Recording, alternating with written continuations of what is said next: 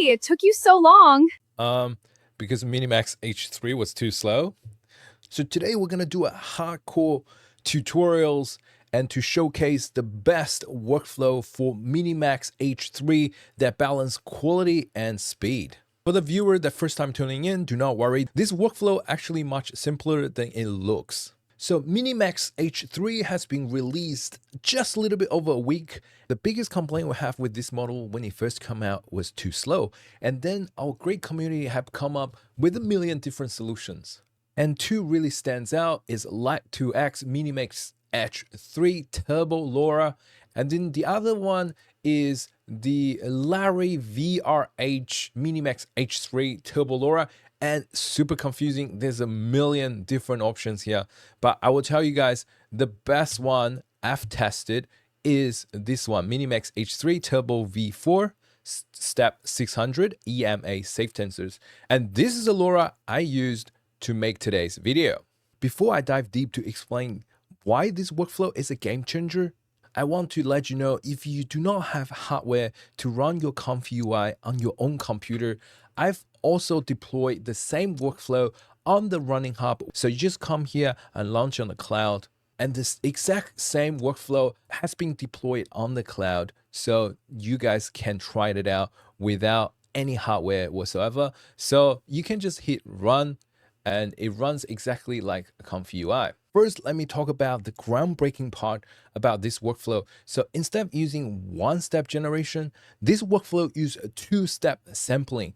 So why do it use two-stage samplings? Because simply one stage when you create a video, it's just not clear enough. So in the first stage, we generate a video around 480p at 0.5 megapixels. And then on the second stage, we upscale it to 1.4. You are looking at something similar to this resolution. So that's very close to 1080p. And the traditional method of upscaling is use something like CVR2 and then taking on the original footage like this one and upscale it frame by frame.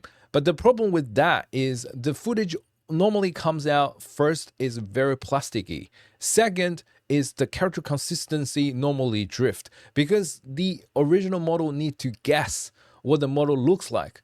With this new node just released recently called PTHC Concat AV. So what this node allow you to do is we can load MiniMax again with exact same reference images, which is a character's face, outfit, and the car, and the same prompt, and then send it to the second stage again for a more anchored sampling. This new two-stage samplings is the artists actually have a reference photo of the characters and the car and everything. So when you go back to upscale everything, then they have a reference to go back to. So this workflow actually improves the character's consistency once it upscaled. So let's zoom in to see the difference. All right, so this is like zoom in a lot. Look, the character consistency has been 100% preserved, as you guys see from the beginning of this sample videos. Well, last not least, let's talk about a few important settings. So I found the best setting is start with 0.5 and then upscale 1.4 to 1.5. And you can generate up to 15 seconds. If you have something like I have RTX 5090, you can probably generate 17 or 18 seconds out of this method, which if you go directly for 1.4, probably can only generate up to 7 seconds maximum. So this is a huge save of your hardware. And another huge benefit of two-stage sampling is if I just generate 12 seconds of 0.5 megapixels, this video only takes 3 to 4 minutes to generate. So if I don't like the result, I can kill the process and change my seed and start another one until I get the perfect ones. Then I go on to the second stage sampling. So in this way, I make sure I only upscale the video that I actually want. That is a very great, efficient way for a professional production. So for those of you that need help to set it up, install nodes, I've including a very detailed readme.md files, and you can just send this to your cloud code or to your codecs, and then they will install all the missing nodes for you hands-free.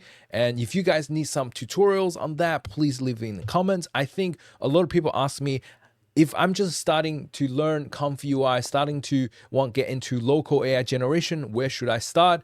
I think the first step you need to learn is either Codex or Cloud Code, because if you get them up and running, you can just simply come your Cloud Code and say, help me to install ComfyUI, help me to install Python, help me install everything I need to get this up and running. And then the Cloud Code, if you set as auto, they will go online, download everything and install everything. It's like an AI assistant living in your computer. And then if you have any issues, Cloud Code can troubleshoot for me. So that's why I built a whole workflow by using Cloud Code, and it's absolutely crazy. All right, guys, so today's tutorial, nice and easy. Tried it out. Let me know how you go. You can download all the resources on the description. You can try out this workflow on the cloud for free by using my links. And I heard LTX 2.5 just released, and I'm really exhausted, guys. It just, you cannot keep up with AI, and I want to have time. I want to have time to have fun and make awesome content. This is the challenge I have to solve. And thank you so much for your guys' support, and I'll see you guys in the next video.